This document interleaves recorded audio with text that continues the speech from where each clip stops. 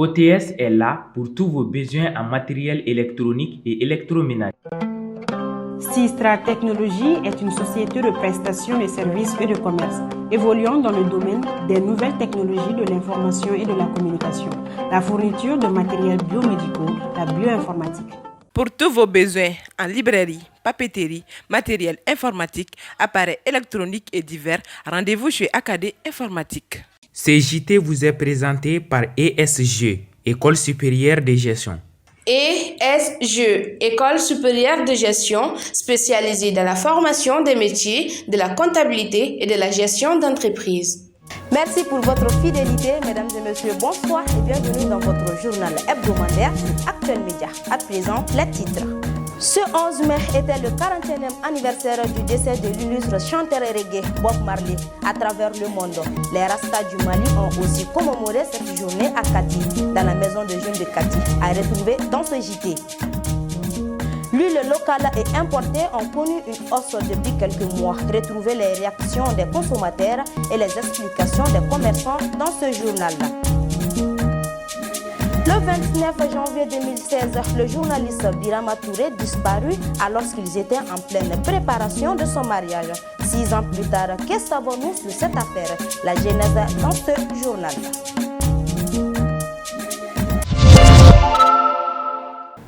Encore une fois de plus, bienvenue dans ce web JT hebdomadaire sur Actuel Média. Comme annoncé dans les titres, le Mali, à l'instar des autres pays du monde, ont célébré le 11 mai 2022 à l'occasion du 41e anniversaire du reggaeman Bob Marley. Mourasma, qui est le mouvement des Rastas du Mali, n'est pas resté en marge. Il l'a commémoré en collaboration avec l'association Teriaton de Kati. Comme l'accoutumée, des conférences, débats, des projections, des films ont fait la beauté de cette journée. Regardons ensemble le reportage de Abdoulaye Maïga.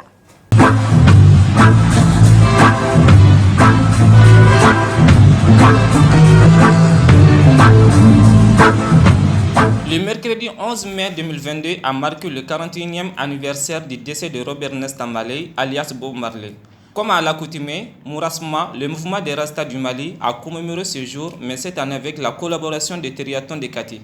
C'est un jour symbolique pour les panafricanistes en général et les Rastas en particulier, car il marque la disparition du plus célèbre reggaeman et surtout un panafricaniste. À cette occasion, les deux organisations étaient à la maison des jeunes de Kati.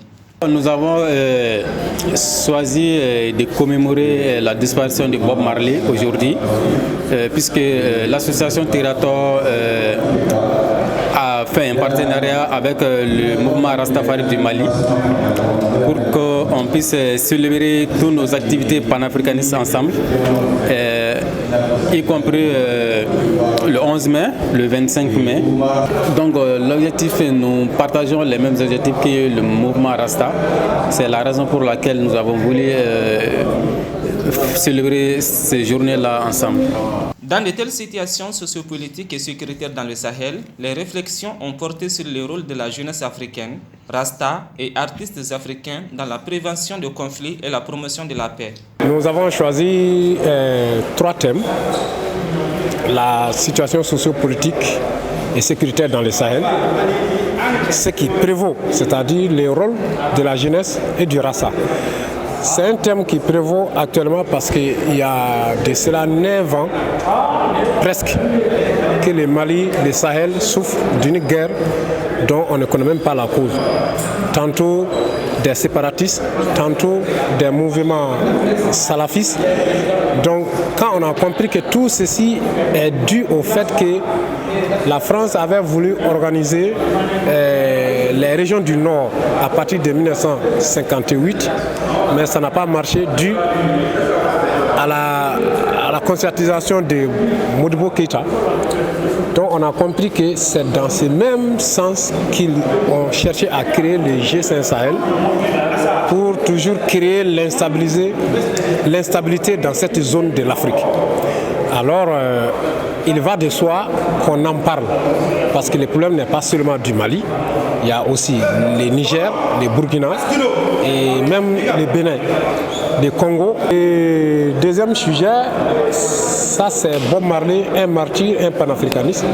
Le troisième, ça c'est le rôle même de l'artiste pour la cohésion sociale. Selon le président et le secrétaire général du mouvement des Rastas du Mali, le 11 mai est un événement qui concerne tous les Africains soucieux des droits de l'homme et un événement plutôt pensif que festif. En termes Rasta, dans la philosophie Rasta, on ne doit pas s'enthousiasmer ces jours-ci. C'est plutôt penser à la personne et révéler les hauts faits de la personne au lieu de fêter ces jours du décès. Plutôt, on fête les baptêmes que les décès. Ça, c'est un événement, en tout cas, qui concerne tous les Africains et tous les peuples du monde qui sont vraiment soucieux du droit de l'homme et de la justice. Après 41 ans, la philosophie de Bob Marley, la paix intérieure qu'il dégageait continue à façonner notre façon de vivre, de faire et même d'unir l'Afrique et les Africains, selon Ras Munkoro. Ce qui reste de lui, c'est le peuple qui suit sa philosophie, qui suit sa vocation, qui est debout et qui matérialise sa philosophie. Donc, de son Afrique offensée, accusée de tout art, il demeure un rare phare. Lui qui nous a appris par son généreux esprit d'accepter notre identité avec fierté quand nous l'avions pris avec mépris. C'est un guerrier de Dja à l'assaut du diable. La paix, l'amour, l'unité dans l'équité, voilà l'objectif du combat quotidien dont il demeure gardien. Et nous sommes là aujourd'hui pour matérialiser son combat et ainsi au Mali et à travers toute l'Afrique.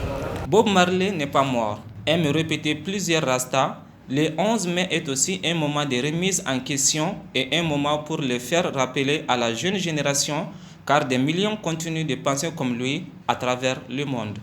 Voilà, bonne fête aux Rasta du monde entier. Soumise à un embargo économique et financier qui limite les échanges commerciaux depuis quelques mois, la population malienne se trouve confrontée à une hausse des prix des denrées alimentaires. L'huile est celle qui fait réagir les consommateurs et les commerçants. Fatoumata Dramé s'est rendu au marché Soukounikoura. Regardons ensemble son reportage. Depuis quelques mois, la population malienne assiste à une inflation du prix d'huile locale et importée. Le litre qui était vendu à 700 francs s'élève aujourd'hui à 1100 ou 1300 francs CFA. Quant aux bidons de 20 litres, ils sont vendus jusqu'à 25 000 francs CFA par endroit. Nous sommes au marché de Soukounikoura.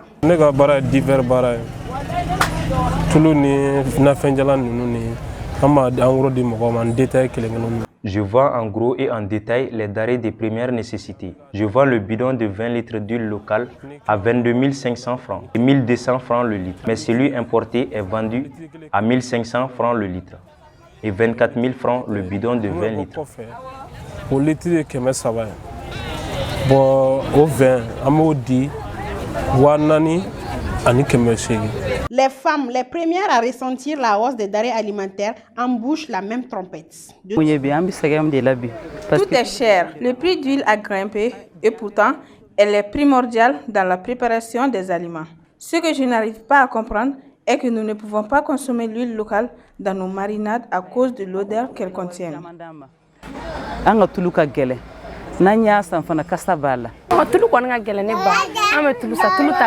L'huile est chère. Auparavant, on pouvait acheter 50 ou 100 francs, mais aujourd'hui c'est impossible. Tout le monde est conscient de la cherté du marché, pas la peine de le dire. Nous vendons à partir d'1 ou 1 demi-litre.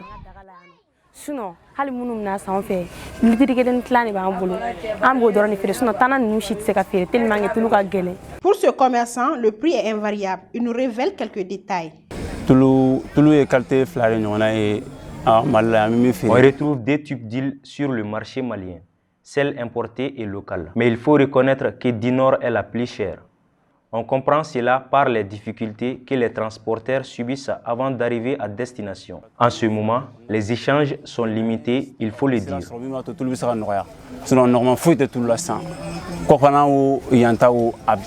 Outre l'huile, beaucoup de prix des denrées alimentaires ont connu des hausses. Selon nos intervenants, cette inflation est une répercussion des sanctions de la CEDEAO que subit le pays depuis le 9 janvier dernier.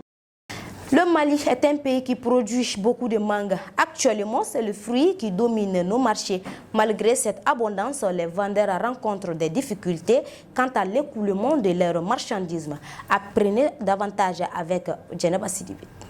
La mangue est originaire d'Asie, des forêts d'Inde, du Pakistan, du Sri Lanka et de la Birmanie où elle pousse encore à l'état sauvage. Le Mali produit assez de mangue pour en exporter. Mais avec la fermeture des frontières entre le Mali et certains pays voisins, l'écoulement de la production devient difficile cette année.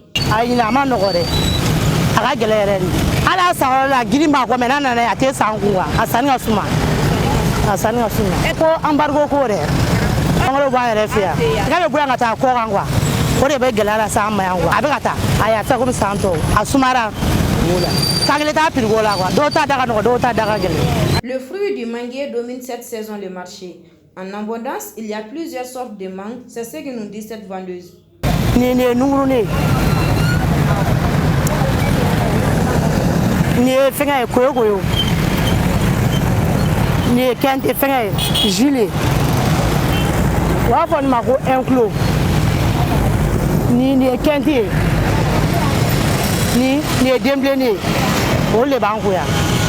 Si certains se plaignent de la cherté, M. Maïga avoue qu'il continuerait à les acheter même si elles devenaient encore plus chères. Il adore les 10 fruits. C'est à une alimentation, sélection et puis c'est un truc de fatigant. Bon, en général, je m'appelle c'est à quand il y a des dominiques qui sont Afrique. Alors, maintenant, on a réglé. La différence donne beaucoup. Parce qu'il y a des problèmes, mais sur le dé, ça va.